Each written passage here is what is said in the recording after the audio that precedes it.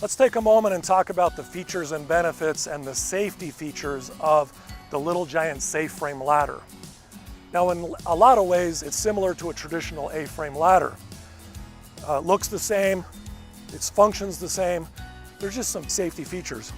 What's identical is how it opens and closes. All A-frame ladders have spreader bars.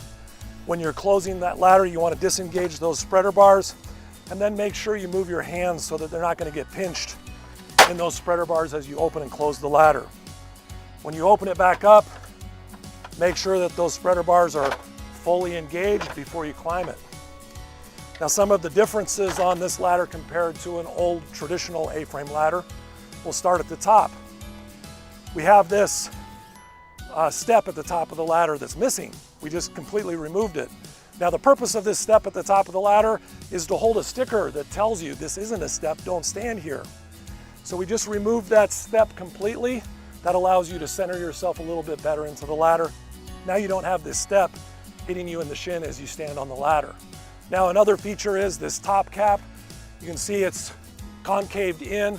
That's to rest your legs on. It's more comfortable than leaning into that sharp edge of that top cap. You can see that we've taken the material from this top step, we've added it to the top standing platform, and we've made this step wider so it's more comfortable to stand on. Now, another feature that's different than most traditional A-frame ladders is the bottom step. The bottom step can be dangerous because a lot of people will step off the ladder too soon. And so what we've done is design what we call the ground cue. You hear the bottom step snaps and vibrates under your foot. So every time that I step on that bottom step, I'm conditioned to know this is the bottom of my ladder. I'm not going to step off until I feel and hear that bottom step when I'm coming down. So it's just an indicator that I become accustomed to tell me when I'm at the bottom. Now, one of the big problems with ladders and A-frame ladders in particular is the ground is never level. So what do I do when the ground's not level? Most people say they use bricks and boards to level up their ladder. Some people will dig out to try and level it, but that rarely happens.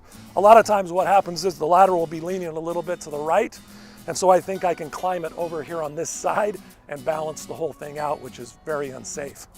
What we've done is built in ratcheting levelers into all four legs that allow you to, when you're in an uneven surface, find the level, step on that leg, and that will ratchet out, allowing you to level it to the ground.